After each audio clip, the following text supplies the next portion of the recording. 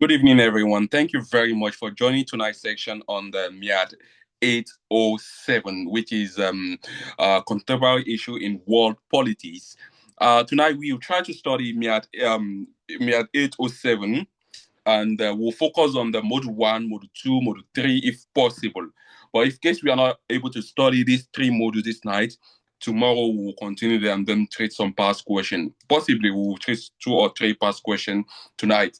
Now, the course says international contemporary issues in world politics. You understand? Am I right? That's 807 contemporary issues in world politics. Hope I'm right. So Yes, you're right. You're right. thank you very much. Yes. So before you understand the contemporary issue in world politics, you just have to know that you are students studying this particular course. You need to be conversant with what is happening in world politics. You need to link your idea, your studies, anything you study in this course, you need to link it to what happens in world politics. Now, before we move forward about the in-depth point in this course, we first need to look at the concept in contemporary issues in world politics. The number one concept we need to look at is international politics. What is international politics? International politics. You understand?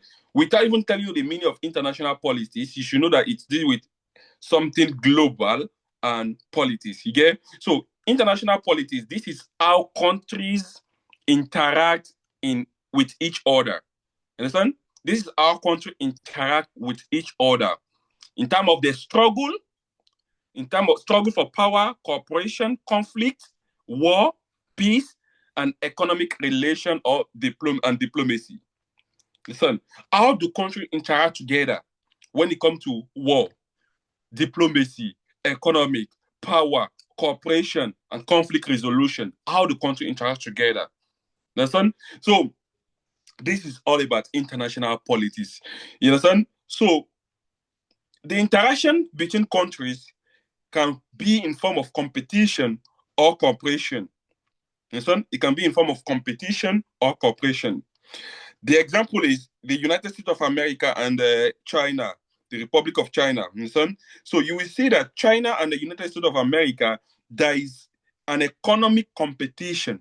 That is politics. That's an international politics. There's an economic competition between these two countries. Understand? The relationship between Nigeria and Benin Republic, that is a cooperation. This time is not a competition, but a cooperation.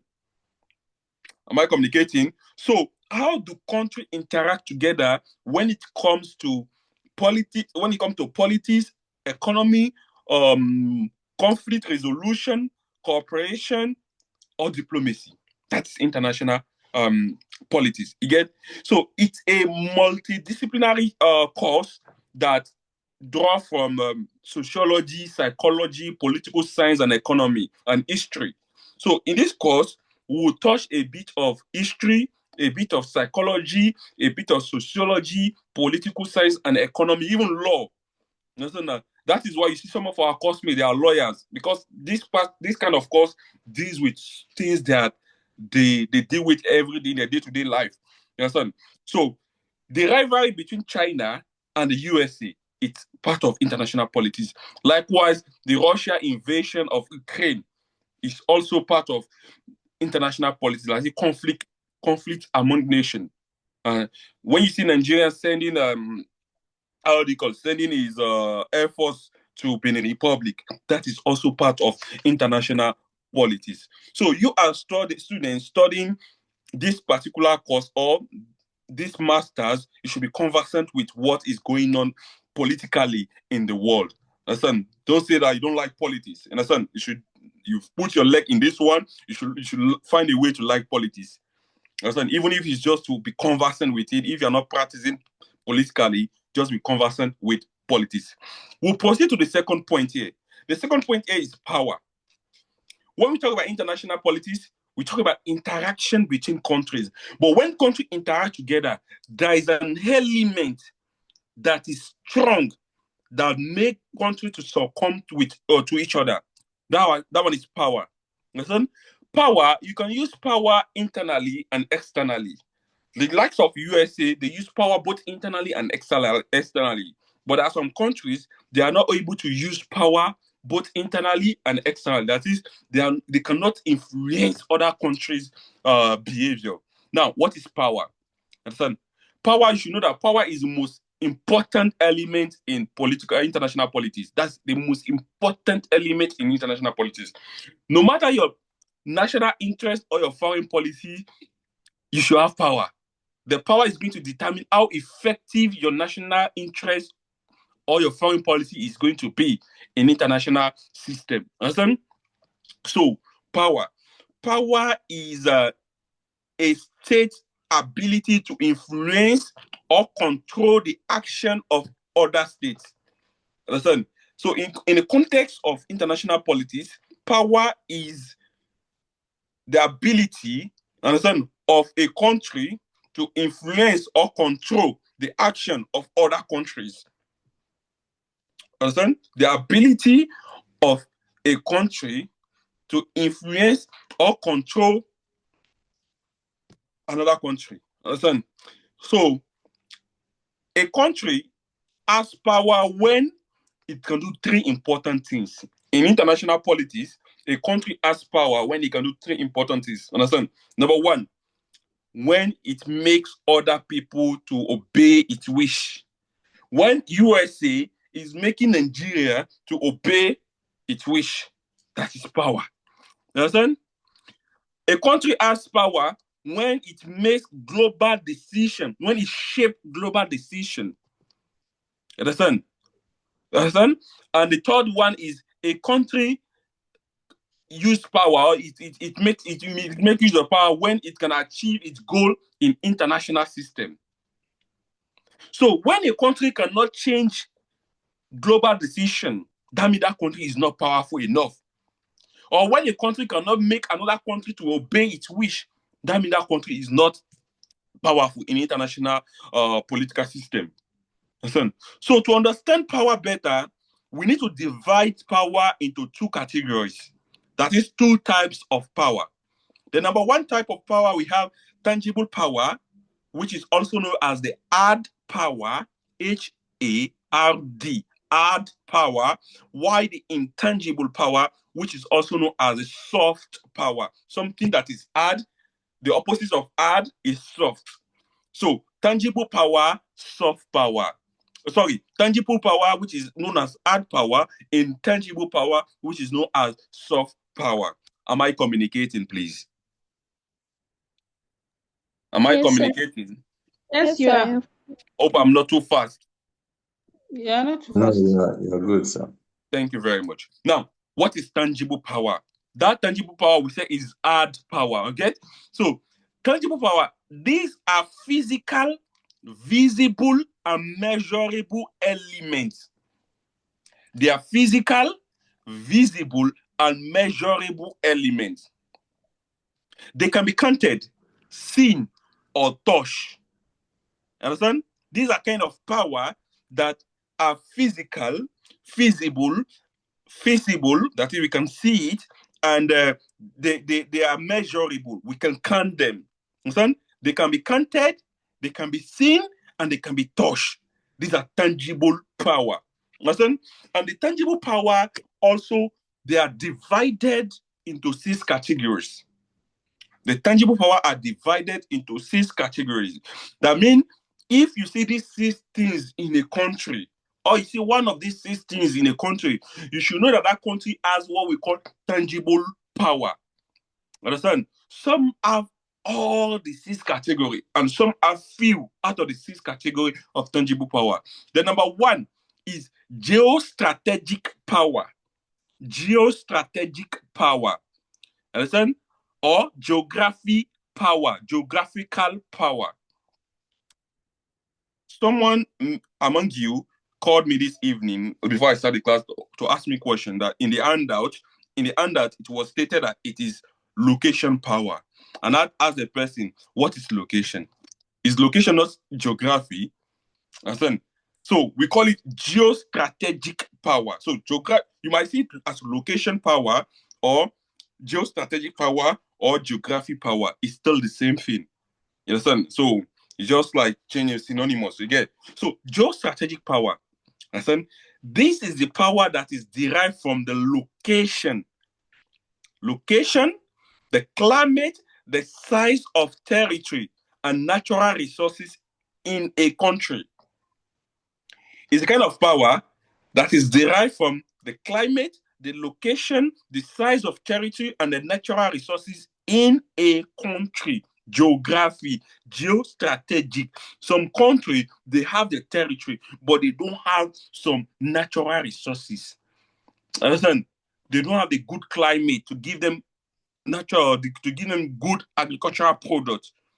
You get? So why is geostrategic matters in international politics? There are three reasons why geostrategic matters most in international policy. The number one reason is that a good climate support agricultural development. Believe me, there are some countries they don't have good agricultural development. They have to depend on another country. But when your country has good climate, they can have good agricultural development. Understand? Number two reason why geostrategic is important is that a strategic location allows control of international trade routes. A strategic location allows control of international trade routes. You will remember that in MIAD 805, the fight between Israel and Egypt, understand? The fight between Israel and Egypt is because of the Suez Canal. The Suez Canal is that international route that make business easier. So when you have a strategic place as your country, business is going to be easy between your country and another country. Understand? Why the third reason why geostrategic is important in international politics is that a large territory provides natural resources. Understand? And defense depth. You have defense and natural resources. Understand? Look at the example of Nigeria. We have the large territory. That is why we have almost every mineral resources in Nigeria. We have fertile land. Understand? The USA have massive territory also and diverse climate that make them abundant in terms of resources. Understand? When you look at Singapore is a small country, but it is in a strategic location that make international business, international route very easier. So it doesn't matter if your country is big or small, but it depends on the location, the strategic location your country is going to determine how effective your country is in international politics.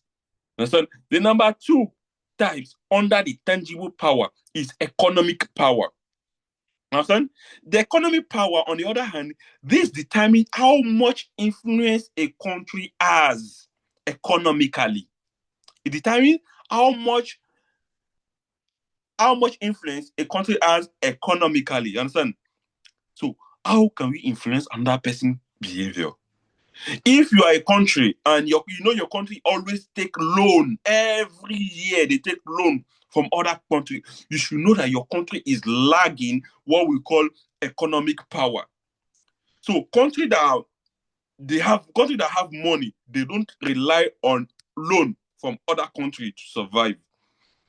So whenever you see your president, you see Tinubu, or you see another president taking loans from another country, you should know that they are lagging what we call as economic power. Understand? Now, why is economic power matters in international politics? Number one reason why economic power matters in international policy is that a strong economic fund, understand? A strong economic fund make you to have necessary military needs. Understand? Like when you have money, you can have all necessary ammunition militarily. You get? Now, number two reason, wealthy country can offer loan to poor country and also impose sanctions on them. Anytime you see we borrow money from another country, don't think it is free. Understand? We borrow, they put sanction on us. You get? You borrow money from wealthy country, they put sanction on them. Look at China now. China is building railway in almost all parts of Nigeria now. They are not doing it for free. Nigerians are going to pay it for years. Let me just tell you the fact. They are going to pay it for years. You understand? Like they are getting from the profit. Aside from they are getting from the profit, they are also going to get the money back in years. Listen, so wealthy country, when you borrow poor country money, they also put sanction on them. Listen, so number 3 reason why economic power is important in global international politics is economic strength attract global respect. Economic strength attract global respect. Country like Somalia, understand? Country like Somalia, economically they are not strong. So that is the reason why you see Donald Trump asking if there is a country called Somalia. Because economically, this country is not strong. You understand? So when your country is strong, it brings prestige and respect. You understand? When you look at USA, example, USA, China, Japan, you see that economically they are powerful. Yes? But look at Somalia, you look at Chad, they have weak influence. There are some countries in Africa, so you'll be asking them, so this country, are they in Africa? Because on social media, you don't see them. On TikTok, you don't see them. On this, you don't see them. Because they don't make influence. They don't have weight in international politics. You understand now? So when you look at China on the other hand, I said China used loan to expand its territory. China did not colonize any country in Africa, but in terms of countries that is in very strategic partner with all African countries, China is currently number 1. Listen, they are in almost all countries in Africa and they give loan to all countries in Africa because they have their own mission to take over Africa also. Not to colonize us the way the imperialists colonize us, but to use money, technology to influence us. Understand? Well, the third type of tangible power, we have population power. Population power. That's the third type of tangible power. We have population power. Population power, on the other hand, this population power, when you have population power, understand that the more populous you are, you have a kind of influence also in international politics. You get. Sorry, let me just put my phone on do not disturb. Some messages are coming. I think by next week I will be using laptop. But let me just use now. So population power. This can be a source of power only if your population is productive. You can have a large population and your population is not productive. So when you have a large population, it can be a source of power if your population is productive. Understand? So Nigeria has, you take Nigeria, largest in Africa, understand? But when you look at how productive are we productive to an extent compared to China? Understand? China has a very huge labor force. A very huge labor force. That is why the population of China 1.4 billion. Nigeria, I think Nigeria is 250 million or more than 250 million. But China 1.4 billion. So they have huge labor force, and that is why in producing things, they produce things and they share to all parts of the world, not only in Africa, even in Europe. You understand now? But why is population power important in world politics? Number 1 reason why population is important in world politics is that large population is equal to large labor market. Understand? A large population, that means you have more people. Everyone is working in different sectors. So large population give a productive labor market. Understand? Why the number 2 is that as you have the large population, you have more worker make more industries. Understand now? You will have more industrial output. instead of importing things, you will be exporting things because you have people that can lay their hand on something, they can manufacture things. Understand? So why more people, a populous country will have large military manpower. That is why you say Nigeria is the giant of Africa militarily. Although we are number 3 in Africa, but in terms of power, you know that Nigeria also stands militarily because of our population. Understand? Why the fourth type of tangible power is technological power. Understand? In this century, technological power is the strongest source of power. Listen, it's the strongest source of power because when you want to talk about producing things, you need technology. Listen, even militarily, you need technology. So technology is involved in almost all sorts of power. That is why it stands as the most strongest source of power in this century. Why is this one important? Understand? Military technology determines strength in war. So countries that are sophisticated when you talk to technology, they have strong military power. Understand? Number 2, advanced technology improve your economy. When you have advanced technology, your economy is going to be improving because you will be manufacturing things instead of importing, you will be exporting. Why exporting is going to bring you more money. Understand? Why the third reason why technological power is important is that see, states with advanced science and technology dominate global influence. Yes, and that is why we have the likes of the USA in terms of military technology. The USA is advanced. You have the likes of China in terms of 5G networks. Understand? You have the type of Israel also. So this country, technologically, they will respect them because they are producing, they are making impact in global politics. Am I communicating? Let me know. Mr. Akanji, the third one he said is what? Is it the type of why technological power is important? Technology power. I said states with advanced science and technology dominate global influence. Okay. And again, I missed the first one, the geostrategic, why it matters. I missed 2. I think the third and the fourth one. Can anyone tell us why is geostrategic power important? Can anyone tell us?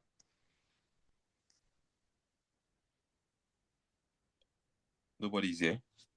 I think one of them is that you are situated strategically to control trade routes, while the other one is routes, yes, you are situated in strategic areas where there is abundance of mineral resources.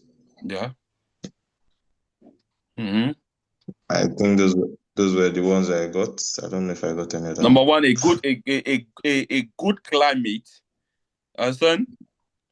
aids agricultural development.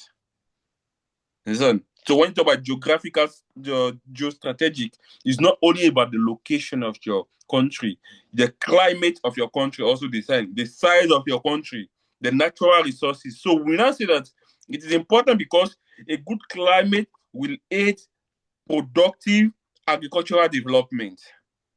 Understand? And we now say that the strategic of your country is going to aid also international business routes. Understand? I'll give an example of the Suez Canal in Egypt. Why Israel and Egypt fought in MIAD 807, 805. Why they fought? You get now. And I mentioned that large territory provide mineral resources and defense depth.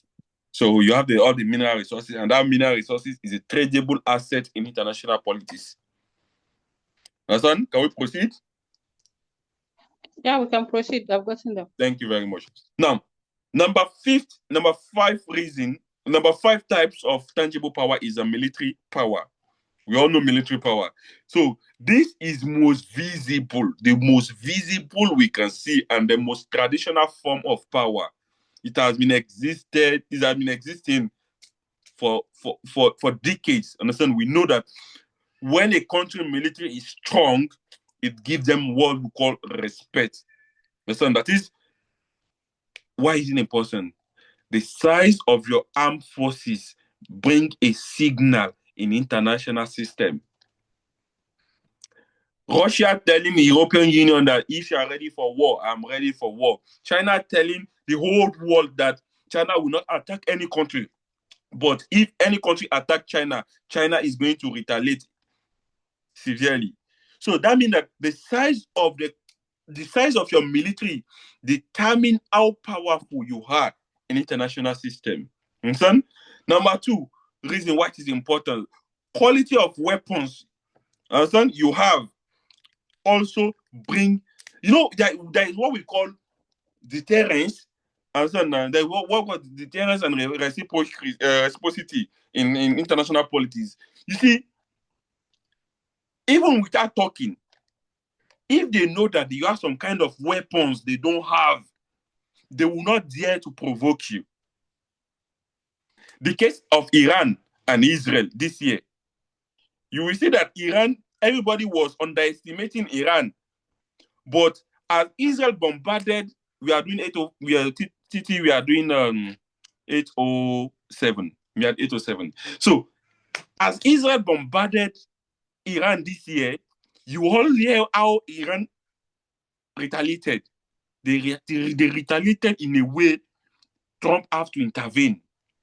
You get it? So which means that the quality of weapons you have also bring a signal in international system, which gives you respect politically.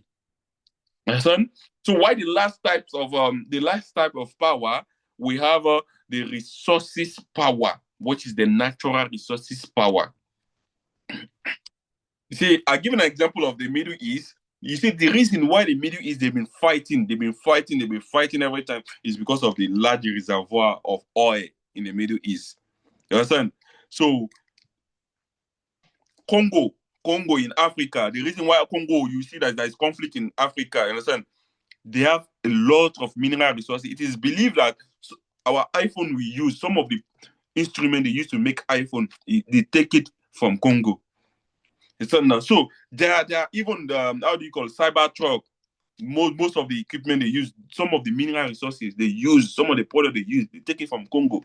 So in this kind of country, if they know how to use it, they can make impact in international policy. But if they don't know how to use it, those people that know how to use it are going to manipulate them and they'll be fighting among themselves. You understand? So I mentioned 5, I mentioned 6. Can anyone mention the 6th one for me of type of tangible power? Type of tangible power. Can anyone mention 6 for me? Can anyone mention 6 for me, please? Yes, Mr. Akanji. Yeah. Type of tangible power. The first one was the geostrategic power. Okay. What is that one? Or the geographic power. Okay. What is that one all about? It's all about the size of your territory. Okay. The climate and the natural resources in a country. Okay. Thank you very much. Can you put number 2? Number 2 is the economy power. Economy power. What's that one all about? We talk about the influence a country had economically. Okay. Number 3? Number 3, we talked about the population power. Population power. What's that one all about? It talks about the number of population determines your labor force and in turn your production output. Thank you very much. Number 4? You talk about the technological power. Technological power, okay. He said it's one of the strongest in the force of one of the strongest in this century. Since everything is education, health, military, okay, and communications, all is determined by your strength. Thank you very much. The next one. The next one is it the what will I call it? The resource power. The resource power. Okay, resource power. What's that one all about? The resource power, you gave us an example with the Middle East as the reservoir of mineral resources. Thank you very much. On the sixth one? The military power. Thank you very much, the military power. So thank you very much. Adami, you are following me. Now, I think our Waziri is having problem with her network. She's coming out. So now, the second type of power, we said power is divided into two. Tangible power, which is hard power, and intangible power, which is soft power. And we mentioned that tangible power, there are 6. That is what Fatima Al-Hassan mentioned now. Now, when we talk about intangible power, we said tangible power. This is the type of power we can see, we can touch, we can count. That's tangible power. But when we talk about intangible power, that is the direct opposite of tangible power. So this is the type of power that cannot be easily counted. Understand? We cannot easily count it or measure it, but they have strong influence in a country and international system.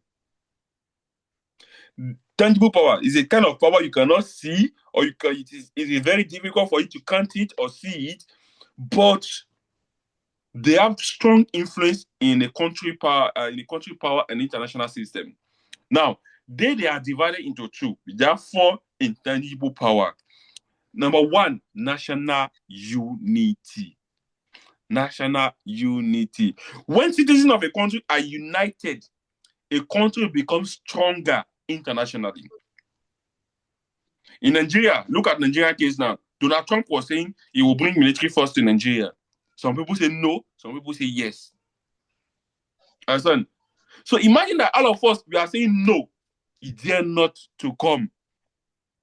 But we say that there's a division among Nigerians. That means that when you talk about national unity, Nigeria is a weak country. On the other hand, let's take Libya.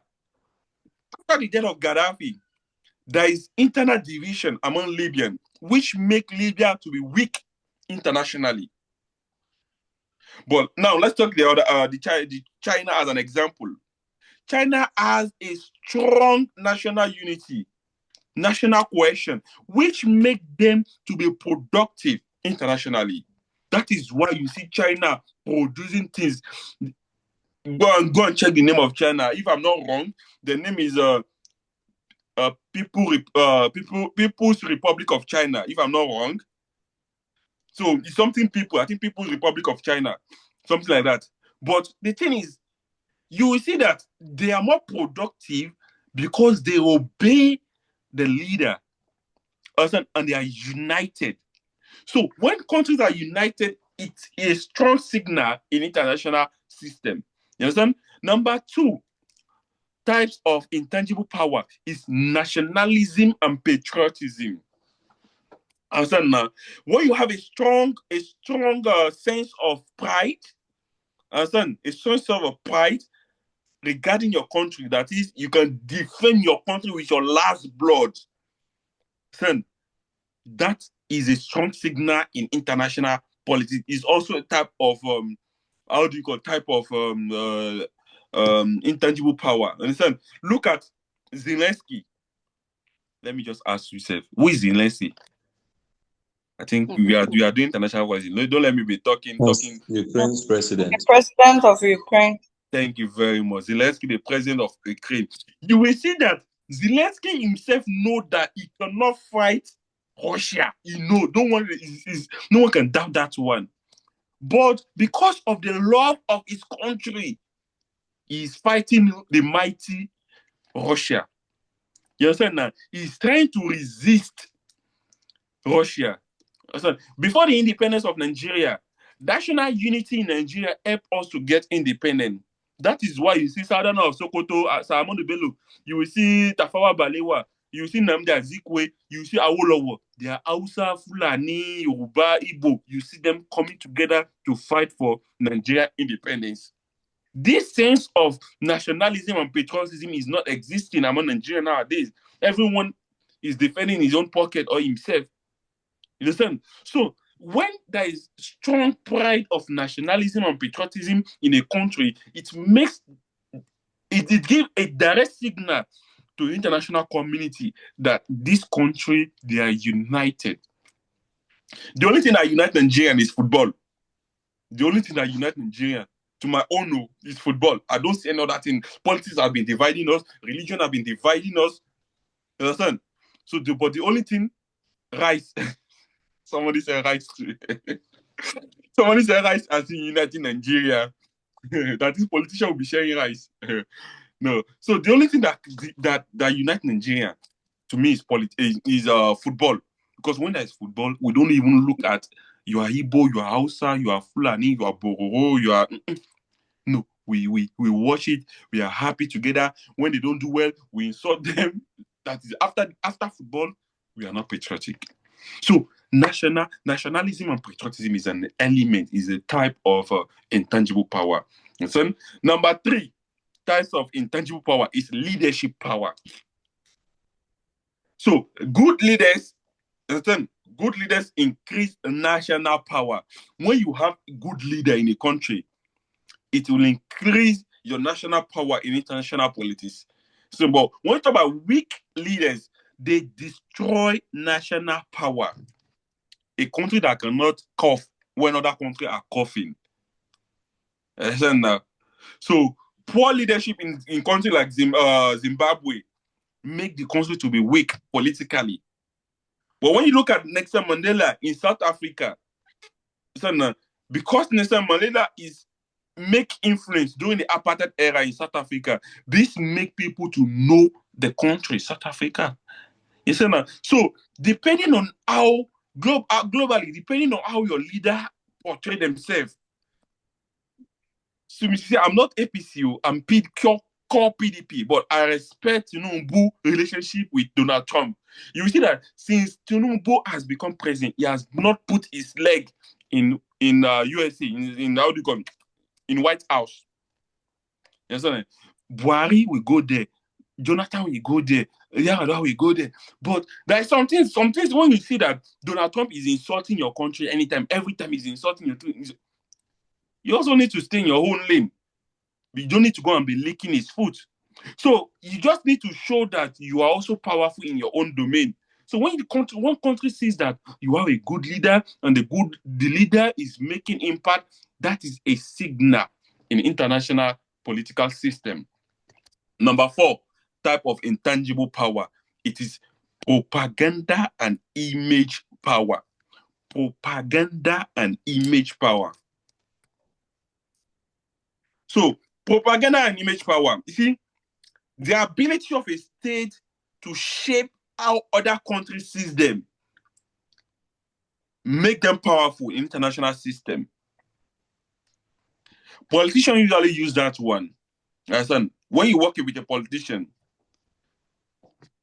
you will have what we call, let me just say, for instance, now, I take myself an example now. I work as a media aide to a politician.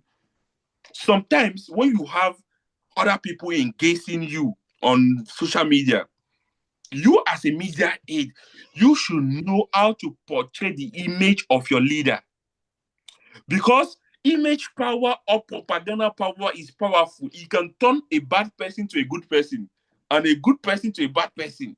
So how you manage the image of your country or of your leader is going to bring a signal in international system. Understand? So look at United States of America. They use Hollywood. Understand? They use Hollywood to project the cultural power. Yeah, that is PR. Yeah, somebody said PR. Titi said PR. Understand? Public relations. You let people know about you. Understand? As we are all doing MIAD, we're posting on social media sometimes.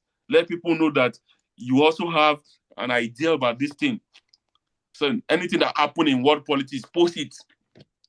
Listen, just post it. Let people know, because the way people read about you online is going to determine how they are going to capture your intellect. Who is this person? Listen, when they read about you in a good manner, they have an image about you even without meeting you. So country like Nigeria, we use Afrobeat, we use Nollywood to make impact in the world. You see the like of all our musicians coming abroad to come and do concert and filling stadiums.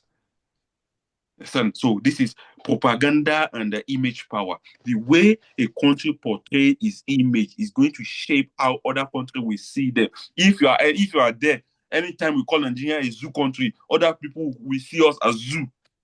But if we are there, if you call Nigeria a giant of Africa, other people also will see us giant of Africa.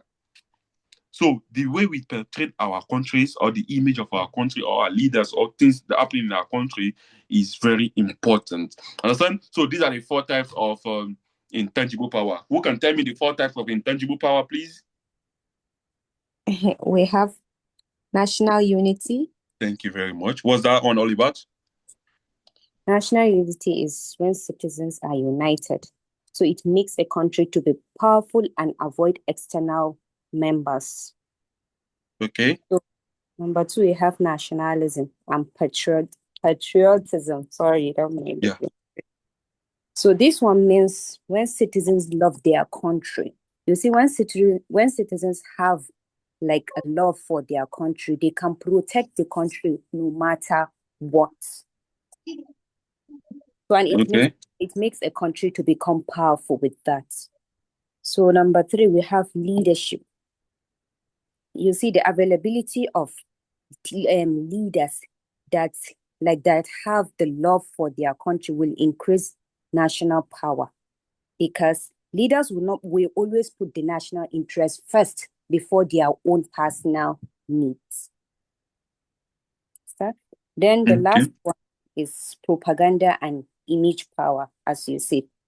You said this is the ability of a state to shape its image internationally.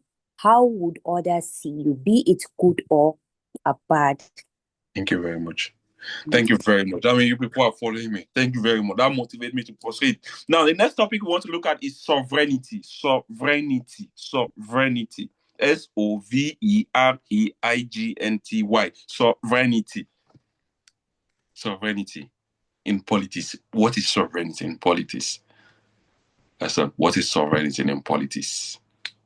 So, sovereignty, this means a state has what we call supreme authority over its people and territory, and it is not controlled by another power or another country.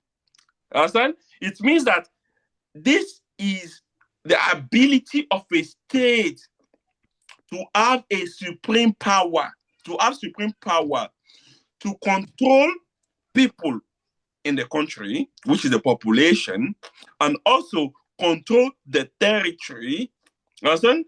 And not controlled by another country.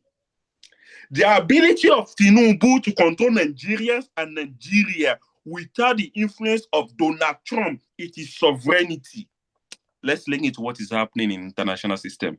That's what we call it contemporary world politics. That is what is happening in international politics. So anything we do here, we link it with example that's what is happening in the country. You understand? So the ability of Tinubu controlling Nigeria and Nigerian without the influence of another country. So when you see a country controlling when you see a president or a leader controlling his territory and people living in territory without another person interfering in their politics, that is sovereignty. Understand? So we have 2 types of sovereignty. We have the internal sovereignty and we have the external sovereignty. So 2 types of sovereignty: internal sovereignty and external sovereignty. So when you talk about internal sovereignty, we mean the power to make and enforce decision or law within your territory, within your state. So when a country make power and enforce it within the territory, you understand now? That is internal sovereignty. Understand? But on the other hand, external sovereignty means that the recognition by other countries. Understand? Like other countries should recognize you as a country. That is the external sovereignty. Understand? So when you play as a leader, when you play your game, even when you make and enforce law to your people, you should also make other people to recognize you, that you exist. You understand? So that is why we have how do you call country get? That's why we country get independence. So when country get independence, they give them prestige. Look at the cases of Palestine. You see that Palestine, they have the internal sovereignty, but they are not getting the external sovereignty because other countries also influence them. People don't recognize them in the international political system. You might say that some people know them, but in terms of international politics, understand? So the recognition by other countries or the independence from foreign control. Understand now? You see, countries are being controlled. When you say country that's being controlled by another country, that means they don't have what we call the external sovereignty. But when you say a country that control internally and externally, it is not controlled by another country and people recognize it and respect it, that means they have external sovereignty. So now, that is why it is not good for Donald Trump to be interfering in Nigerian matter, because Nigeria will lose the external sovereignty. And so our state gain sovereignty. This one, I will mention 3, but in our quiz, they say it is 4, but I will mention 3. So let me just clear it. So in case you see it anywhere that it is 4, but I will mention 3 this night because that's what I've read in my handout. You get? Now, number 1, our state gain sovereignty, our country gain what we call sovereignty. Number 1 is independence from colonial power. Understand? Independent from colonial power. When state is not in the shackle of imperialists or colonial masters through nationalism, that means they've gained the sovereignty, total sovereignty. Nigeria got our sovereignty in 1960. Understand? We got our independence in 1960s. And many African countries also got their own in 1960s. You get? Number 2, ways of gaining sovereignty is through war of liberation or secession. War of liberation or secession. That is what Ojukwu, that is what Ojukwu wanted to do in 1967 in Nigeria. Between 1967 to 1970, he wanted to create what we call the Biafra state. That is another way to gain sovereignty. That is, you have to fight war of liberation or secession. You understand now? Because now they cannot get independence. The only option is to fight war, to secess, to find a way to remove yourself from a territory. Understand? It happened between Ethiopia and Eritrea. Eritrea as a country was out of Ethiopia. You understand now? So they were out of Ethiopia. So that is war of liberation and secession. So that's what they call Nnamdi Kanu a secessionist. Understand now? They call it a secessionist because he's fighting for the Republic of Biafra. Again, why the third way you can get the third way you can gain sovereignty is recognition. Recognition of new territory. Recognition of new territory. You let international community recognize your territory. That's an example of it was in 2011, South Sudan.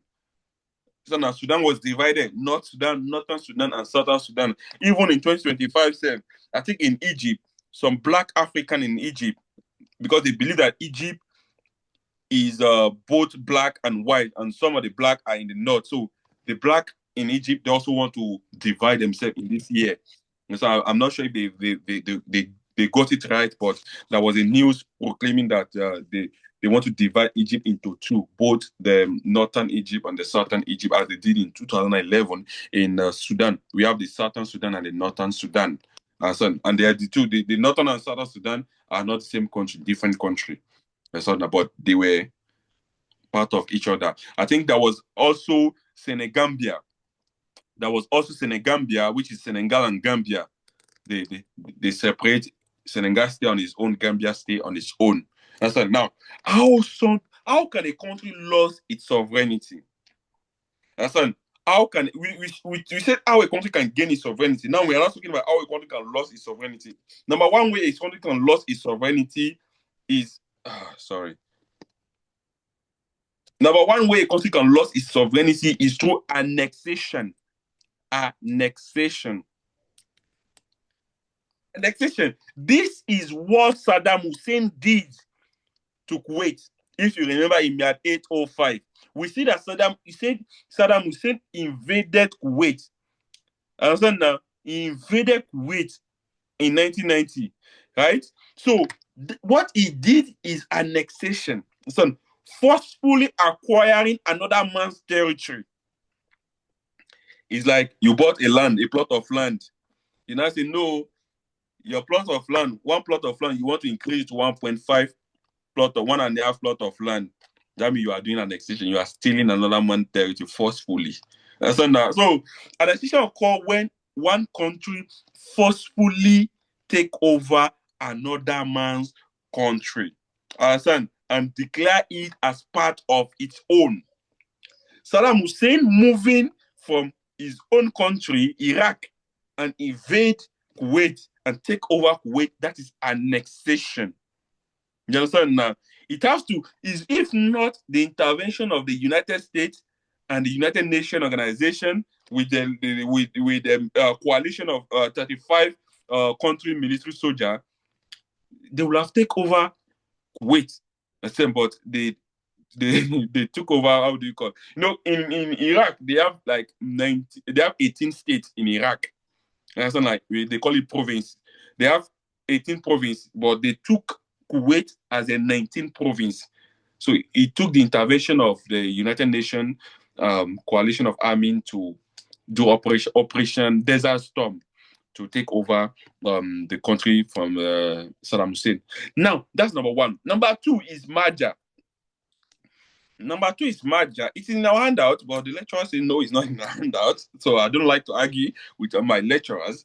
So in Marja is another way a country can lose its sovereignty. It might not be for too long, but it occurs also. Marja is voluntary loss of sovereignty. When two or more countries willingly become one. In 1958, understand? Syria and Egypt, they merge together and they form what we call the United Arab Republic. United Arab Republic. That is in 1958. But in 1961, Syria left that margin. They left that union. So they just merged for like, I think 1958 to 1961. So less than 3 years. They merged, but they later separated. So these are the two ways a country can lose its sovereignty. Am I communicating, please? Please, could you go over this point again, please? Thank you. So merger. You know, when we say merger, it's merging things together. Two things coming together and become one. When an husband, a girl and a boy, they merge together, they become husband and wife. That is a family. They become one. You get? So when two or more countries, they join together to become one, it is voluntarily loss of sovereignty. And I'm giving an example of in 1958, Egypt and Syria, they marched together to become one country, and they call it the United Arab Republic. United Arab Republic. But in 1961, the Syria left the union and everyone stayed on its own. You get? So you know all this 1958 time they were just fighting Palestine. They were just fighting Palestinian cause, and they were in need of how do you call it? Stronger force. So I think that was one of the reasons why they marched together to form the United Arab Republic. Okay, can I proceed? Yes, you can. Yes, sir. Thank you very much. Let's move to the next topic now. Diplomacy. Diplomacy.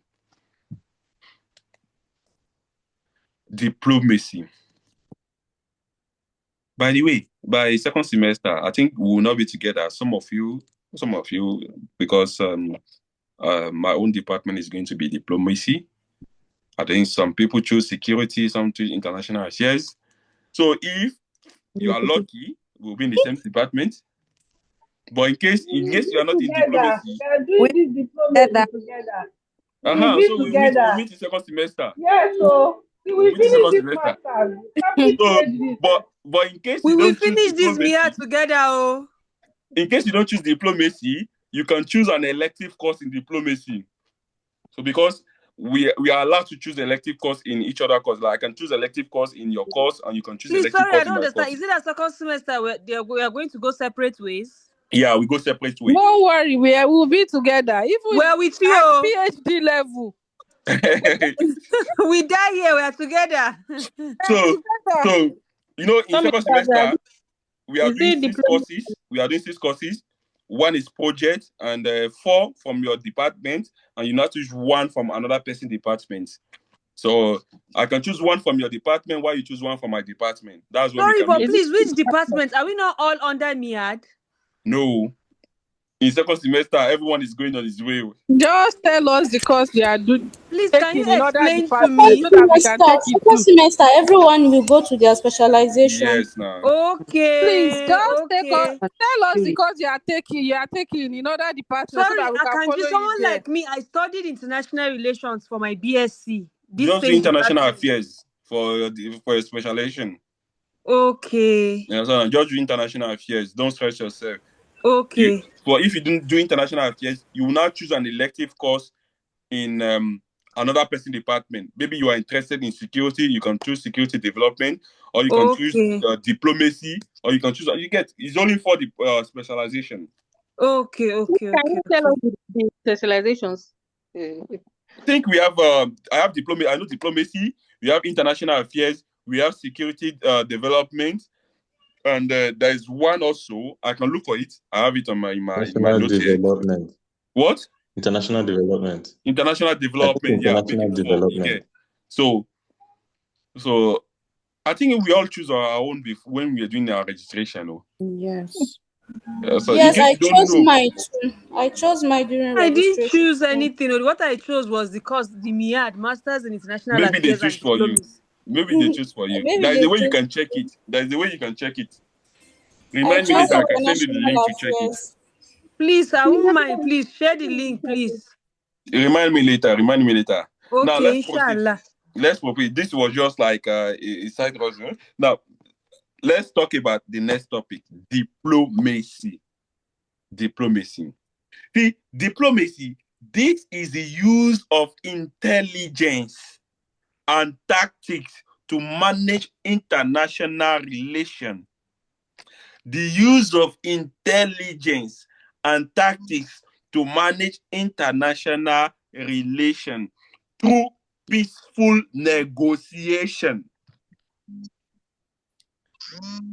You understand? The use of intelligence and tactics to manage international relations through peaceful negotiation. How do I convince every one of you to be here this night? Or how do I convince every one of you to join my revision class? It's tactics. You get? So you should be able to influence people. So a country should be able to influence people. Even among individuals, we must be able to influence each other. I know some of you are not convenient enough to be here at night, but because you see that I've influenced you in one way or the other, so now you are here. So somebody say we don't need to be influenced. We don't need to be convinced. We don't fall. We don't want to fail. Thank you very much. No, you don't want to fail. That's also a point, but that's tactics. You get? That's a tactic that you don't want to fail. I know why we are here. You don't want to fail. And I use that reason. So it happened in international relations. So countries know that you need something. You understand? You need something. And I have that thing. You understand? But you are behaving somehow. Let me use that thing you need to calm you down. That is why you will see that in one of the questions in MIAD 805 that we treated yesterday, the question says, why is it that Arab country do a diplomatic cooperation with Israel. We treated that one. So now, we now mention that it deal with the intervention of America. America gives some incentive to these people. So, in diplomacy, you use tactics and intelligence to negotiate. Understand? Now, what are the roles of diplomacy? Number one role of diplomacy is representation. A country representing himself in another country. That's number one role of diplomacy. Number two reason of diplomacy is negotiation, ability to negotiate with another country. I didn't get the first one. Representation. That is why you have embassies here and there. You have a diplomat traveling here and there. Son. So all the new diplomats that will nominate, they will travel, they will leave Nigeria. All of them will leave Nigeria to the different office. If they can even go with assistants with them, but all of them will leave Nigeria. Listen, number two reason is role of diplomacy is negotiation. Role of negotiation is negotiation. Number three, observation and reporting. Observation and reporting. When we do election, in almost all countries in Africa, not all in Africa, even in Europe, when there's election, you will see that there's international observers. There are international observers. They go and observe and make reports. Son. Number four is protection of citizens. As I did UK like this, if I have problem, son, that is serious, the embassy will intervene. And if it's problem that is serious that have to deal with Nigerian image, the embassy will intervene. Protection of citizens. Abroad. They protect citizens abroad. Number five, promotion of friendly relationship between countries. So when you see an ambassador or a diplomat in another country, it's either he's go there as a representation, he will represent Nigeria as a country there, or he go there for negotiation, or he go there to protect Nigerian living there, or promote friendly relationship between that country and Nigeria, or protect or serve an observation, learning from what they are doing there, how they are operating, or what they are doing to make the country advance. You understand? This is about diplomacy. Understand? So we proceed to the next concept in this night class. The next concept is unilateralism. Unilateralism is an important concept in international politics. So when we talk about unilateralism, this is when a state makes a decision without consulting others. When a state makes a decision in international system without consulting others. In 2001, the president of the United States of America, who was the president of the United States of America in 2001? Let me start from that. Not that you are doing politics, you need to know this thing now. George Bush. Thank you very much, George Bush. You understand? Because some people, they did science among us, so I need to be asking, so they will be getting it from you. Understand now? So in 2001, the president of America, George Bush, understand now, his administration withdraw from what we call anti-ballistic mission. Understand now? They signed a treaty. They signed an agreement in 1972. That agreement is called anti-ballistic mission treaty. As a mission, missile, like bomb, missile, anti-ballistic missile treaty. As an ABM treaty. They signed that agreement in 1972. You get? But in 2001, George Bush canceled his own. He said he's not doing again. That he don't feel himself secure in this politics. He's not secure again because he's sensing that other countries are getting weapons. Understand? They are getting missiles, like destructive missiles. So he canceled that treaty. That no, America cannot do this again. Because you see that some countries have nuclear weapons, some don't have nuclear weapons. Listen, there is a treaty, there is an agreement that they signed. Okay. So he says that other countries are doing this thing, but we signed this agreement together now. Why is it that America is not doing it? He canceled it. He canceled it. Unilateralism. He canceled it without consulting other people that they signed the agreement together. He canceled it. And today, you see America have basilic missile. You get it? That is about unilateralism. Even it happened also when they invaded, I think they invaded Iraq. No, not Iraq. I think it's Iran or Iraq. I don't know. So they said that this country was, I think it's Iraq or Iran, I'm not sure. I don't want to say something I don't know. They invaded the country because they believed that the country was having nuclear weapons. You get? So when you see it like this, before a country can invade another country, there have to be a meeting, either United Nations meeting or let me just say ECOWAS meeting. You see Nigeria going to can US decision to increase trade tax on China and yeah. So US decision to increase trade tax on China, is unilateralism. They take decision without consulting China himself. Understand? So I was saying something before I read that question. I don't forget what I was saying. Talking about what? US invaded. We are talking about US invaded a country. I think it was Iraq, right? That was having nuclear weapons. I think it's Iraq. So I'm not sure. That's why I say Iraq or Iran. You understand now? So before they invade, well, okay, I was talking about Nigeria. You see, Nigeria invaded Benin Republic recently. Listen, Nigeria did not go and invade Benin Republic with his Air Force. Listen, they got instruction from ECOWAS. You understand now? They got instruction from ECOWAS to go and bombard all these terrorists that want to take power from the president in Benin Republic, President Patrice Talon. You understand? So no country can invade a country, but when you see that a country invade a country without consultation with a body, an international body, that is unilateralism. Country can take decision. It cannot be. It might not be only military. As example, somebody gave in the comment section here, it can be taking a decision without consulting other people. Understand that? That's unilateralism. Now, on the other hand, we have bilateralism. But the one That's the opposite of unilateralism.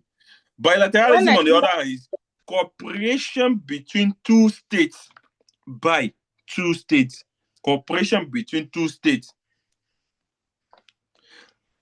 That intend to work on either economic, security, political, or social issue. So cooperation between two states that intend to work on either political, economic, social, how do you call it? Military issues. There are many things you can see countries cooperating on. You see, United States of America, they have military base in most countries in the world. That is part of bilateralism. You see China bringing aid to Nigeria, helping Nigerian railway system. That is also a system of bilateralism. You get? So cooperation between two countries. That is bilateralism. Now, on the other hand, we have multilateralism. Multilateralism. We say unilateralism is one country taking a decision. Bilateralism, two countries. While multilateralism, many states or many countries working together in international system. That is why we have the example of the United Nations, the World Trade Organization, the African Union, the ECOWAS. Yeah. So that is multilateralism. Countries coming together to discuss about progress or about something. It can be political, economic, social, military, and the likes. So when you have the North Atlantic Treaty Organization, you see that they deal with mostly military issues. When you have World Trade Organization, they deal with economic issue. So that is it. The next topic we have is rapprochement. 1 minute, please. 1 minute. This boy is knocking the door. 1 minute.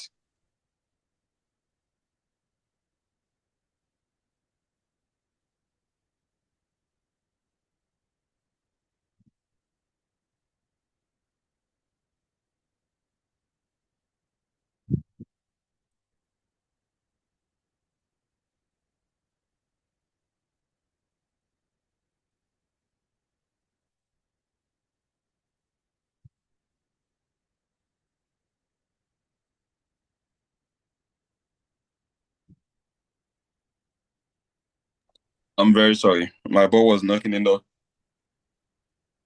I'm sorry. He's crying. So, I was talking about bilateralism, right? Why many states working together on a set goals. That's bilateralism. Why the next topic, the next concept we need to look at is rapprochement. Who can tell me what is rapprochement? Rapprochement. What is rapprochement? What is rapprochement? What? Restoration of peace after war or conflict. Friendly relation between What? them. A period of conflict. Can you repeat it? It was breaking. Restoring friendly relations between two countries, maybe after a period of conflict or war. So, thank you very much. This is a process where two states, they restore friendly relations after conflict. That means that two countries, they don't fight already. We know they don't fight. But they want to settle, they want to join together as friends. That is rapprochement. When husband and wife don't fight and they are coming together again, that is rapprochement. Understand? The visible example I can give is between Nigeria and France. Today, you see that France giving intelligence information to Nigerian army to go and bombard Benin Republic. Before that, France and Nigeria, they were not friends. And so now, in 1916, France went to go and test nuclear weapon in Sahara Desert. Because France tested nuclear weapon in Sahara Desert, Nigeria was fighting France. And so, Sahara Desert is not closer to Nigeria, but it's a danger. Sahara Desert, they were testing the nuclear weapon was in Algeria, but is an environmental danger that can impact the whole Africa. You understand? Because of that reason, Nigeria was fighting France. But later on, Nigeria and France, they settled and they became friends. Understand? Why the next topic, the next concept. You want to say something? Nobody includes us. Why? What? Nobody includes us. What? Is he talking with us? I don't think so. Mr. Emalian, okay, he's not talking with us. Okay. Oh my God, I'm sorry. I didn't know I was no problem. The next topic we talk about, the next concept is deterrence. What is deterrence? Okay. Deterrence. What's deterrence? It means like when a country tries to discourage maybe the acts of another country. Okay. Like maybe when a country is trying to attack another country, so the other country will try to show its readiness to attack like strongly. Thank you very much. Now, thank you very much. That means you have an idea regarding that. It means if you hit me, I will hit you back. Oh, yeah. Thank you very much. You slap me, I slap you back. You touch me, I touch you back. Understand? So deterrence is a strategy where states use to discourage attack by threatening severe retaliation. Strategy a country use, understand, to discourage attack by threatening a retaliation. This month, Vladimir Putin, the president of Russia, he said if the United Nations, the European Union is ready for war, he is ready for war. That is, he told them that if they are ready for war, he's ready. Yes, and so that is an example of deterrence. Okay, so by letting them know that you are also ready. And so now you are ready to attack me, I'm ready to attack you. That is also a principle. So when you see China telling the whole world that China will never attack any country militarily, but if any country dare to attack China, they are going to retaliate severely. That is also an example of deterrence. You get now. What about so Korea? That what? he's displaying his. Yeah, North Korea also. Sometimes you just see Kim Jong-un displaying his military prowess. Understand? So these are deterrents. When other countries see military how powerful you are, they dare not, even without talking, they dare not. Yeah, giving example. Somebody give an example. North Korea example. Yeah, thank you very much. So even without talking, when they see your military prowess, other countries will calm down. They dare not to attack you because they know that you have that power to attack them back. Understand? What about reciprocity? What is reciprocity? What is reciprocity? Like to treat others the way they treat you. You treat others the way they treat you. Thank you very much. On my status today, I posted something on my status. It's about Niger Republic and USA. USA said they are banning Niger from entering their country. They are not giving visa to people from Niger. What did Niger leader did? He also banned USA citizens also from entering his country. Listen, I treat you the way you treat me. So that is in politics. Because if I don't have military power to attack you, so far as I don't have military power to attack you, what I do is I attack you in a way that you also feel it. Your citizen will feel it. You understand? So reciprocity is a principle that states should treat another state the way they are treated. You understand now? State to treat another state the way they are treated. China and United States of America. United States pose tax tariff on China. China also reciprocated it with tax tariff. Understand now? The way you treat me is the way I'm going to treat you. That's reciprocity. Am I communicating? Yes. Thank you very much. It remains like 2 topics before we finish mode 1. Somebody said cooperation is met with cooperation. Hostility. Thank you very much. Cooperation is met with cooperation, while hostility is met with retaliation. Thank you very much. That means if you cooperate with me well, I'm going to cooperate with you well. But if you bombard me, that means I'm going to retaliate. Understand now? Thank you very much. We are following today. Thank you very much, Mina. Thank you very much. Now we proceed. Nigeria is playing ball. I don't know. It is already 8:11 in Nigeria, right? Okay, no problem. Let's proceed. Don't worry. Now, the next topic we want to look at is polarity in international politics. Polarity in international politics. Polarity in international politics is how power is being distributed among countries internationally. That is polarity in international politics. How power. Why do we call some people powerful countries? Why do you call some people that they don't have power in international policies? You know, we have the G7, the G5, powerful countries, powerful nations. That is polarity. The concept of polarity explains that one. Why is it that some countries are powerful and some are not powerful? So now, in polarity, we have like 3 types of polarity. Understand? Number 1 type of polarity is unipolarity.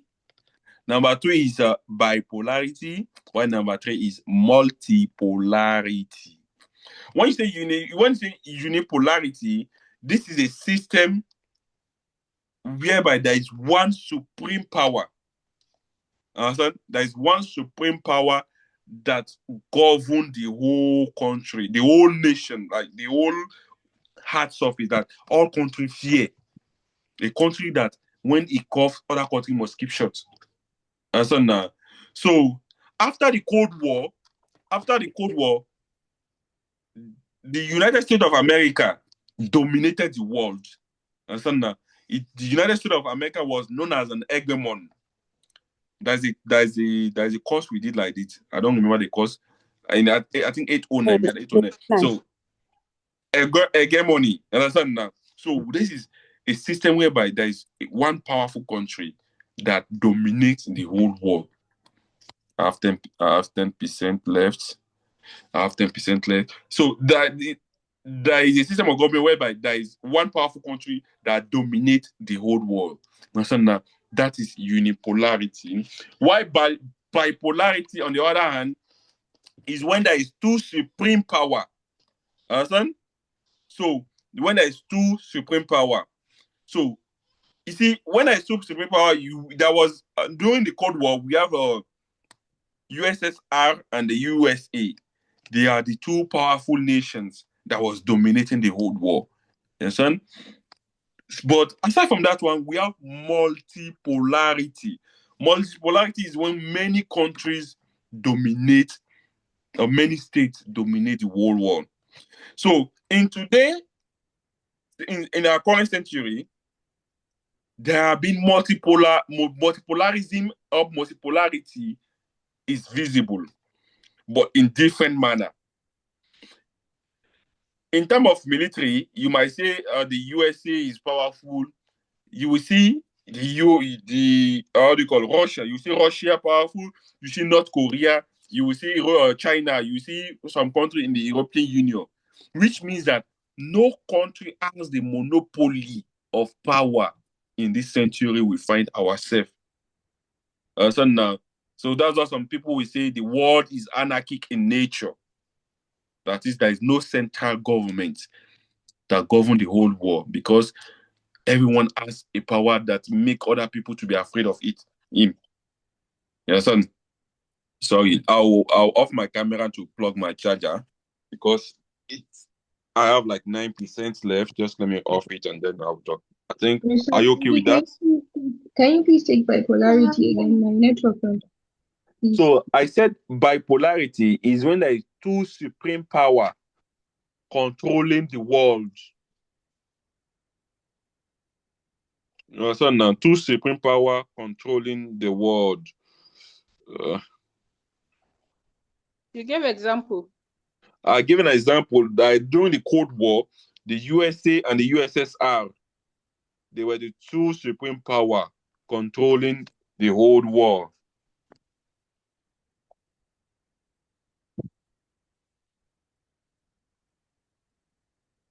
Do you get it? Yes. Okay. Now, can I proceed now? Yes. Okay. Okay, where am I? Approaches to the study of international politics. How do we study international politics? So we'll discuss two approaches. There are many, but in tonight's class, we'll discuss two approaches. The number one approach is idealism, and the other one is realism. So some might see idealism as liberalism also, but I just give it the thing. They are similar in many ways. Understand? They are similar in many ways. I've already sent a message regarding the two. So they are similar in many ways, which I've already sent the information regarding that one. Now, what do you say? Now let's take idealism. Idealism. This approach believes that human beings are naturally good and peaceful.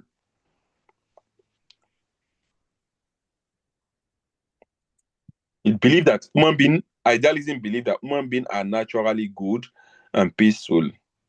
And also believe that peaceful cooperation is possible between human beings.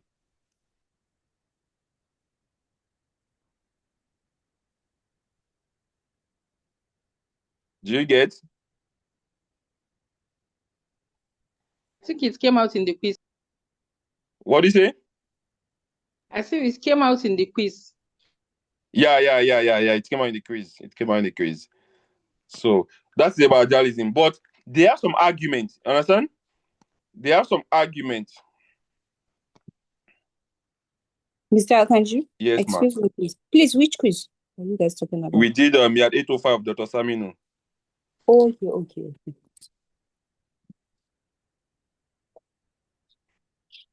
Son. So, what am I saying? They have some argument. Son. Number one argument they have, those idealists, the number one argument they have is that war is not normal.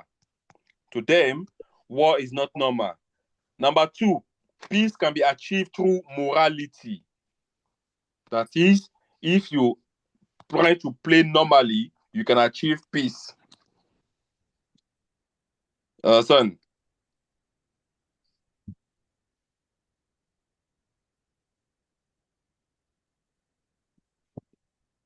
Number three, international institutions like United Nations, ECOWAS, and the likes can help prevent conflict.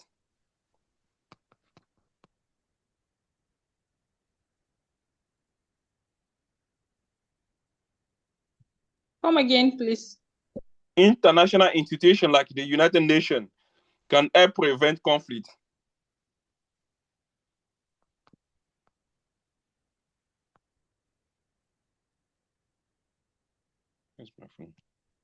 It's interrelated with liberalism.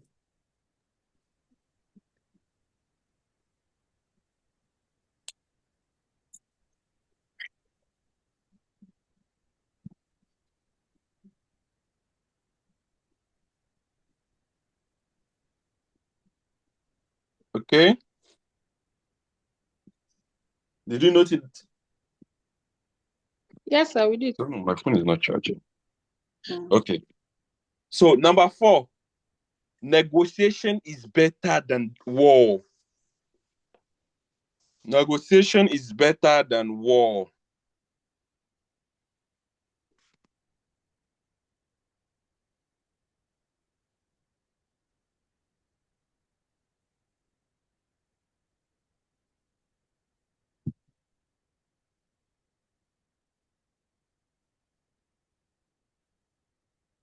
Negotiation is better than war. The next one I have here is democracy and transparency encourage peace.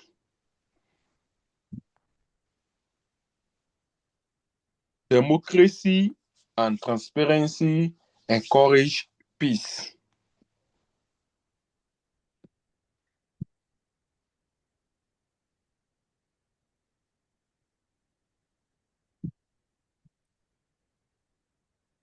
You understand?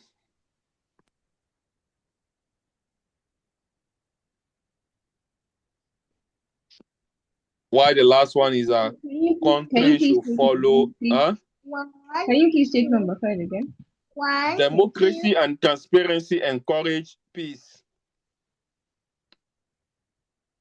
Why the last one is a country should follow international law.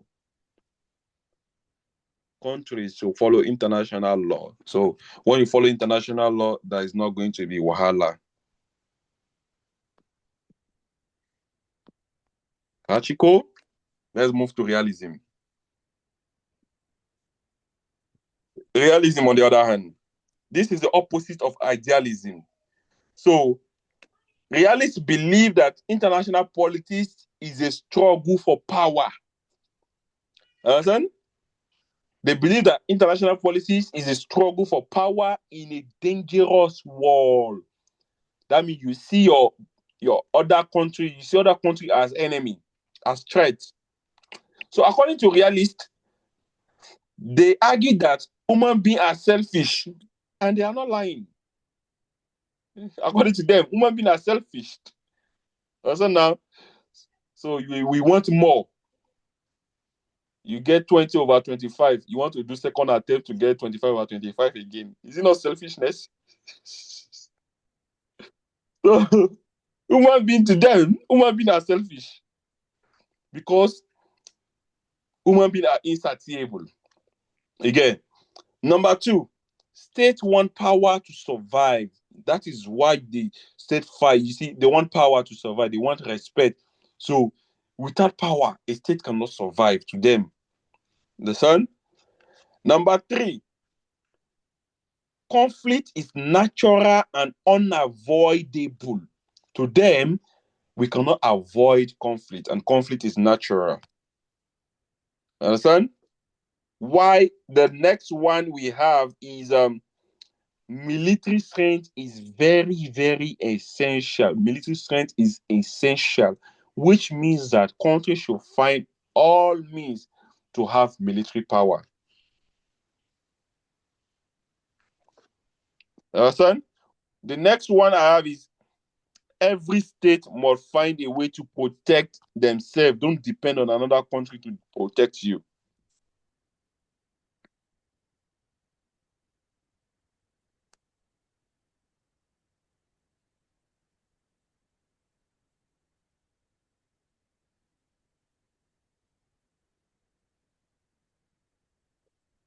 Understand?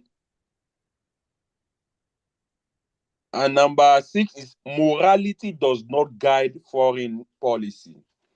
Morality does not guide foreign policy.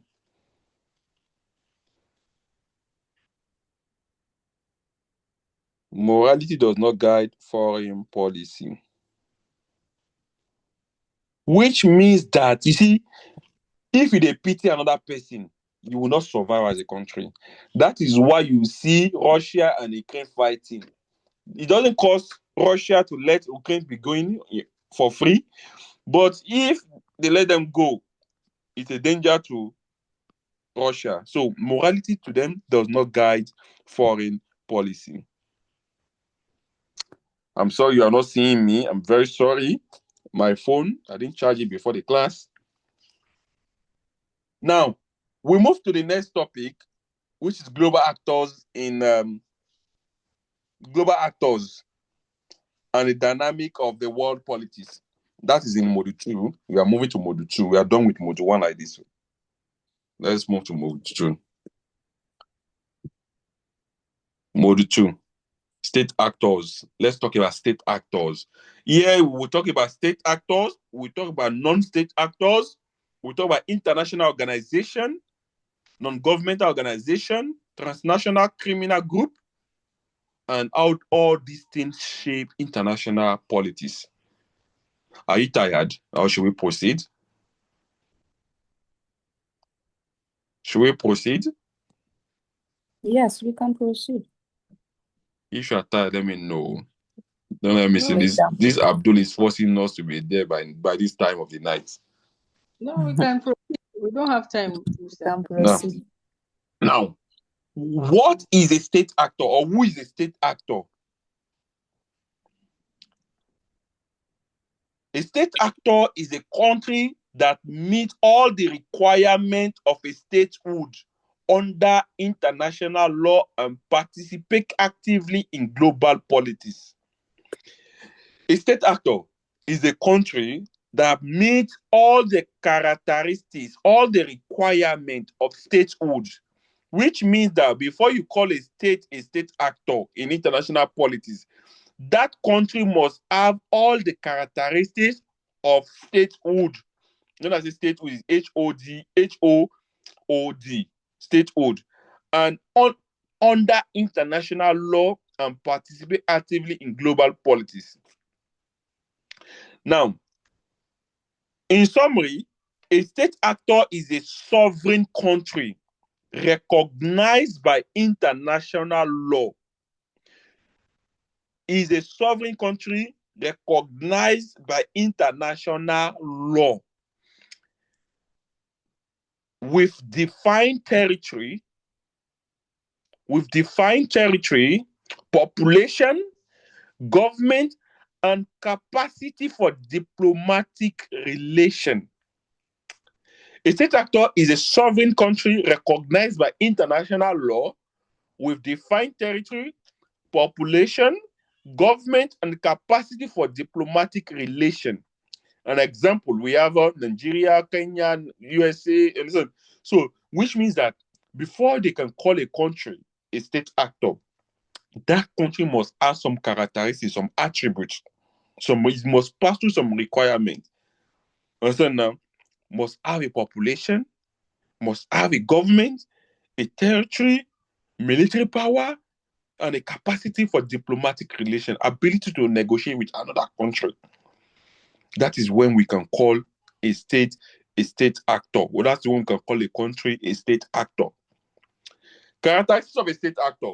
What do you see in a state actor to be know that this one is a state actor, is not a non-state actor? Number one characteristic, from the definition I gave you, number one characteristic, who can tell me?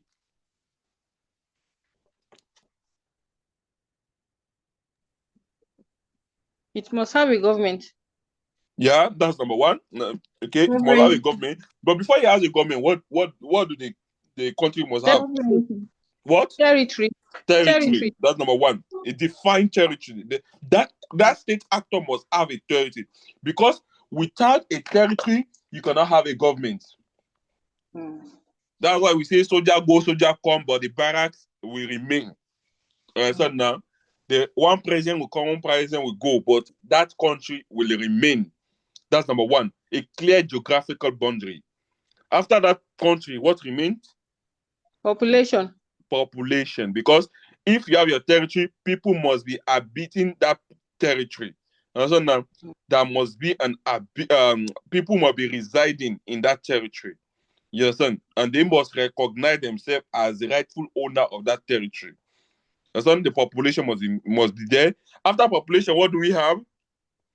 Government. The government. Because after you have a territory and you have population, if we don't have government, there is going to be what we call anarchy, lawlessness. Anarchy is lawlessness. There is going to be lawlessness. So there must be a recognized government. That is, people there must recognize the government. Understand? Because the government must have the power to control over the territory and the population. You get? After government, we have sovereignty. I've already explained sovereignty, which is free from external and internal control. You can control your country without the external interference. I've explained that one. Listen, why the fifth one is capacity to engage in foreign relations. You can have everything, but if you don't have capacity to engage in foreign relations, if you cannot talk with other countries, if you cannot negotiate with another country, that means you are not complete as a state actor. So number 5 is capacity to engage in foreign relations, which is ability to sign treaty, join organization, and conduct diplomatic relation with another country. You understand? Now, on the other hand, we have non-state actors, which is the opposite of state actors. We have non-state actors.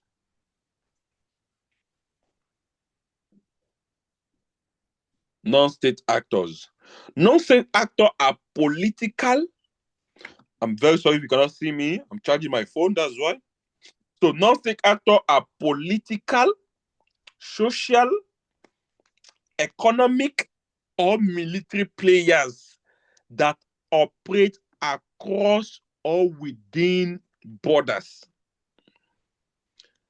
Non-state actors are political, social, economic, or military players that operate across or within borders, but are not sovereign states.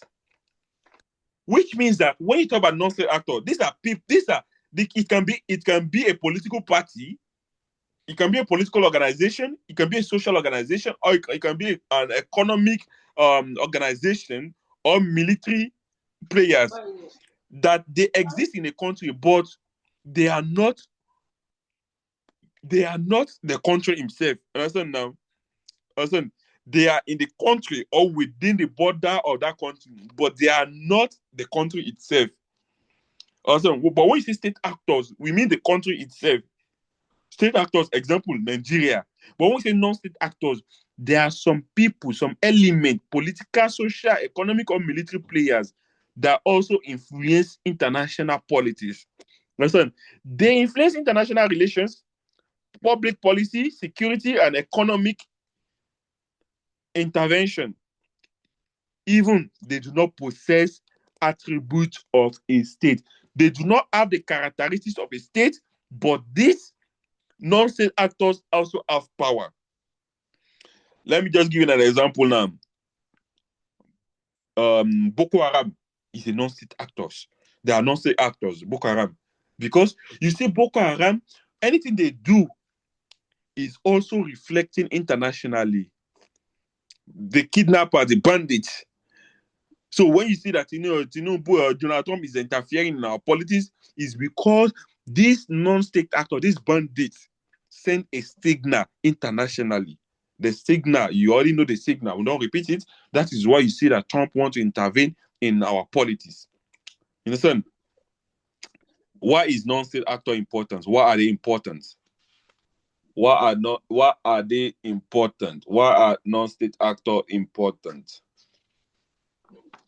Why are state Okay, let me take role of state actors first. The role of state actors.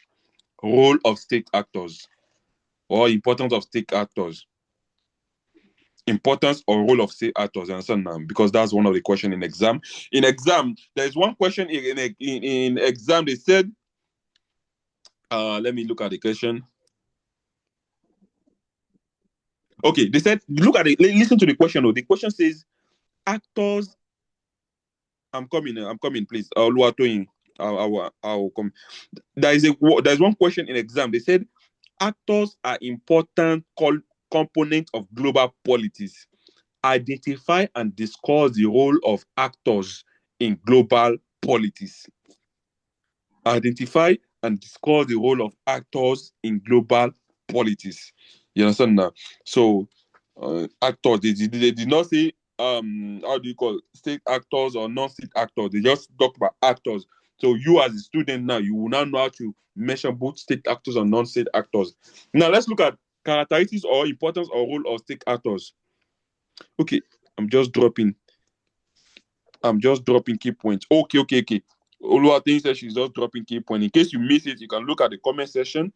Oluwatoyin is dropping key points for us. Now, role of state actors. Number one role of state actors is policy formulation and implementation. Policy formulation and implementation. Policy formulation and implementation. We say that states, when you say state here is country, you know, I don't want to repeat myself. State design and execute foreign policy based on national interest. That is why you have foreign ministers. That is why you have ambassadors and diplomats, because they are there to design, formulate policy and implement policy. You understand? They design it and implement it. They design it and execute it based on the national interest of the country. Understand? That is number one. Policy formulation and implementation. That is why you have the executive and also you have the legislative. The legislative make the law, while the executive implement the law. You understand? That is why you have all these foreign ministers here and there. Now, that's number one. Number two, maintenance of international order. ORDER.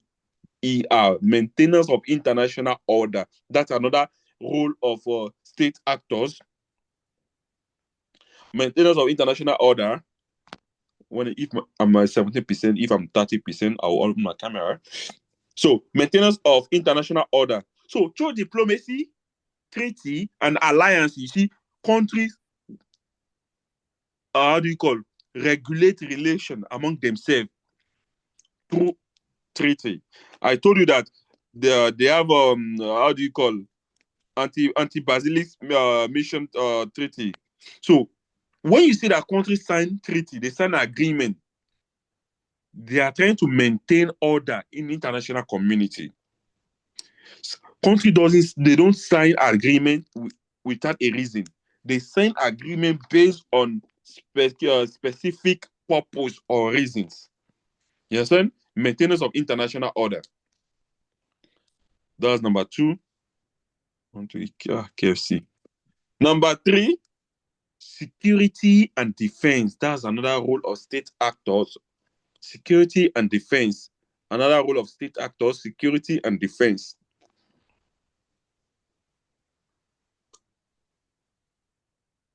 States maintain armed forces to protect territorial integrity and sovereignty. Understand? States maintain armed forces to protect territorial integrity and sovereignty, which means that a state actor or state actors, they also try to protect the territory they are governing. You understand now? Because we mentioned that characteristics of state actors, we mentioned that there is territory, and we mentioned that there is population. So they must also try to protect the life and property of people living in the territory. That is also another point of the role of state actors. Why? Another point. Which number are we, please? Which number are we? Which number are we? Oluwatoyin that is jotting for us. Which number are we? Number 3. Number 3. Okay. Number 3. And we are number 4 now. Oh, number 3. We are going to number 4. We are going to number 4. Okay, we are going to number 4. Okay. Number 4.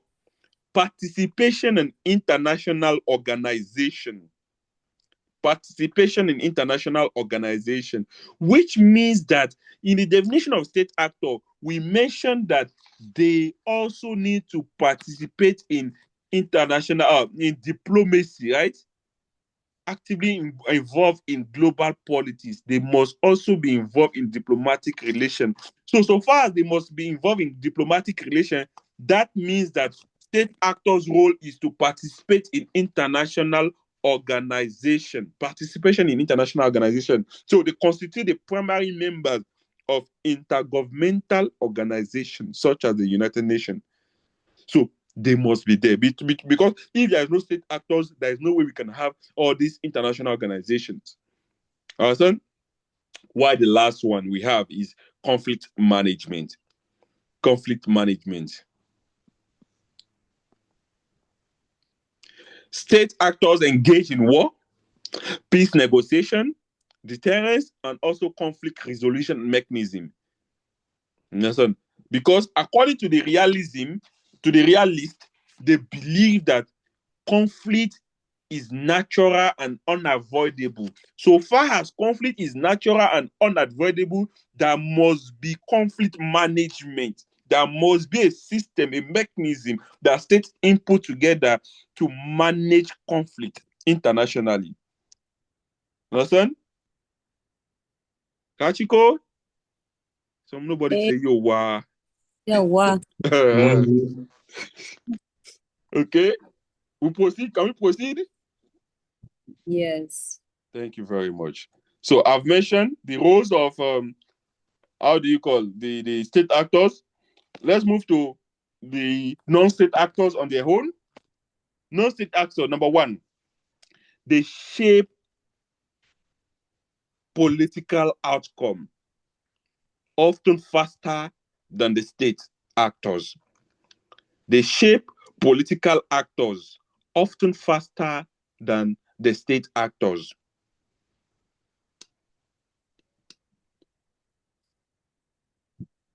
Like Boko Haram dismantled population in Maiduguri. Yeah. About 12 at a you time. See now, so they shape political outcome. That will make the government to know that hey, they are lagging behind, or they are not doing the right thing. Understand? Number 2, they fill government gaps where states are weak. They fill government gap where states are weak. Who can give me an example where a non-state actor will fill government gap where states are weak? The Taliban. Yeah, the Taliban, they take over the government. Yeah, that's an example. But aside from that one, let me just take myself as an example. Me, I'm a stubborn man. You don't look and say, this guy like book. I'm very stubborn. So there was a time, the man managing the, how do you call it, State House of Assembly. There was a man that was the House of Assembly member from our state, but politically he was not functioning. But thank God I have my own NGO, and I put a challenge on my Facebook page that we are going to do things that even people in the House of Assembly, in our state, in our local government are not doing. And what I did is, with my team, we created, I created my NGO, and with my team, we publish some books, like we did some books, distribution of educational material, books, bag, shoes. We distributed to some public schools. We did some orientation courses for secondary schools. Widows, we give widows things through my NGO. We shall do some things. You understand? So humanitarian relief, what the government should do that they are not doing, I use my NGO to do it.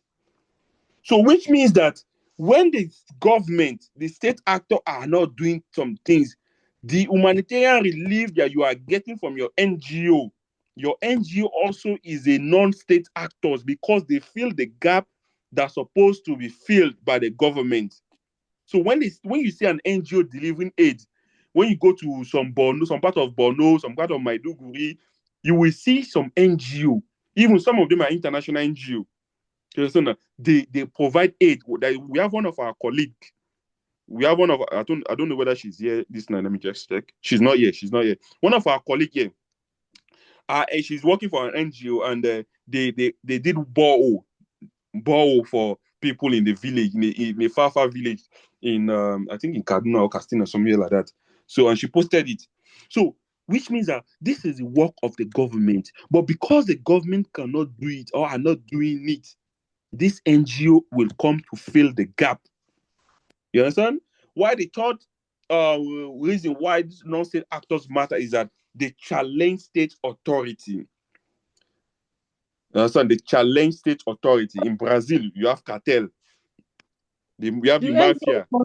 Somebody says she has mafia as friend. You know, I will not mention her name here. So you have cartel, you have mafias, you have terrorists, they have private military companies. They challenge state authority. They challenge state authorities. Why the fourth one is that they create global network that transcend borders.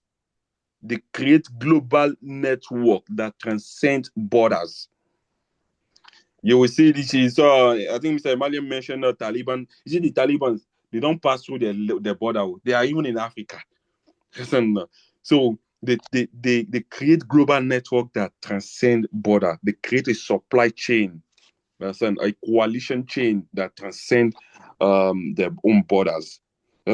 Why the last one I want to mention here, they complicate traditional notion of sovereignty and responsibility.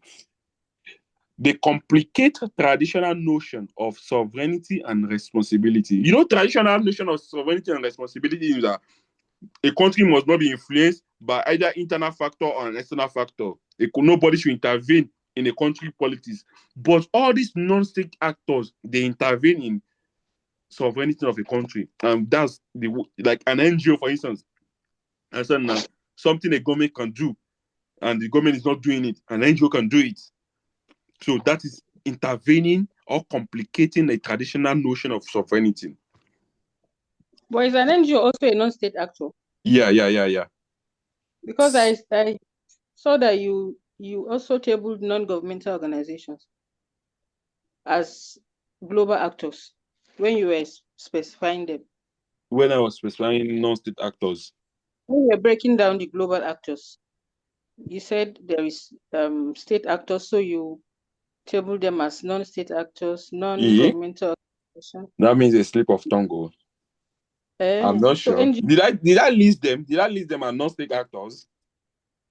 NGO, you list them differently. They are not non-state actors at the beginning. When you were saying they were global actors, so you said. Okay, no. I said we will discuss about state actors, non-state actors, international organization, NGOs. Okay. What? So what I was asking is, are NGOs also non-state actors? They are under non-state actors. Let's take major categories of non-state actors. Major categories of non-state actors. Major categories of non-state actors. Major categories of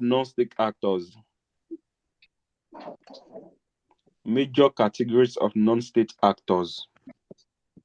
Number one major category of non-state actors is international organizations, IGO. International organization, IGO.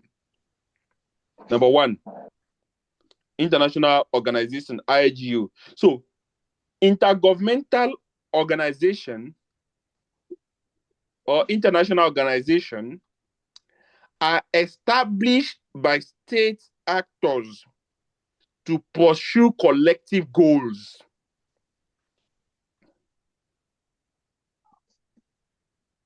You understand? Intergovernmental organizations are established by state actors to pursue collective goals. Who can give me an example of international organization? The WHO. WHO. Thank you very much. WHO. And what again? IMF. IMF. Understand now? So, this one, they exist in international politics, but they are established by the state actors to pursue collective goals. You understand now? Now, what is their role in international politics? ECOWAS. Number one role of international organization, international politics is promotion of international cooperation. That's number one role. Promotion of international cooperation. Number two role, peacekeeping and conflict mediation. That is why you see ECOWAS sending leaders to go and mediate. Understand? Peacekeeping and conflict mediation. Number three roles of international organization is development assistance and humanitarian coordination. They help to develop countries and send humanitarian aid to countries. Understand? Why number four is setting standard in global governance. They set standard. If you see that Guinea-Bissau, they want to they move from democratic to military system of government, and ECOWAS sent mediation team there to go and talk there, is because ECOWAS has a standard of governance which is based on democratic system of government. So they set a standard in global governance. That's about international organization. Why number two major category of non-state actor? Number two is non-governmental organization. Non-governmental organization. Non-governmental organization. Non-governmental organizations are private voluntary organizations operating independently of government, which means that they are private organizations. They don't depend on government for survival. The roles of non-governmental organizations. Number one role is humanitarian assistance and disaster relief. They help in humanitarian assistance and disaster relief. Understand? Number two, human rights advocacy. Human rights advocacy. They try to act as a human rights advocacy. When you have some problems, some NGO can stand up on your behalf to defend you.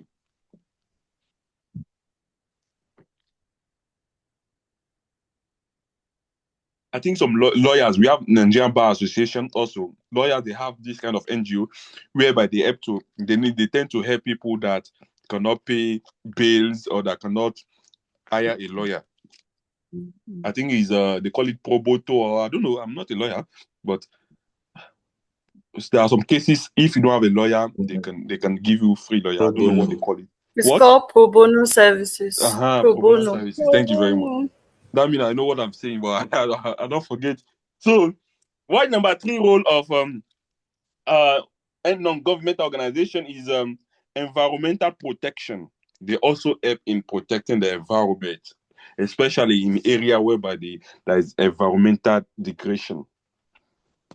Understand? Why number four is policy advocacy and agenda setting. So you see, policy advocacy, they tend to educate the masses. about the policy in the country and the agenda, the set agenda in the countries. Now, it is already 8:53 in Nigeria. But what I will do is tomorrow we'll continue from where we stopped this night. Just remind me. Let me just list the remaining one. The categories of non-governmental organization. The third one we have is multinational and transnational corporation. Multinational and transnational corporation. While the fourth one is terrorist and armed non-state group. Terrorist and armed non-state group. So I gave you some materials. If you check one of the materials, past question of 807, past question and answer of 807, you will see what I just list now. You will see it inside. So let's stop here. It's already to 9 in Nigeria. So it's already 8:54 in Nigeria. Stop here. Any question, observation, suggestion, advice? Question, advice. Let me stop the recording.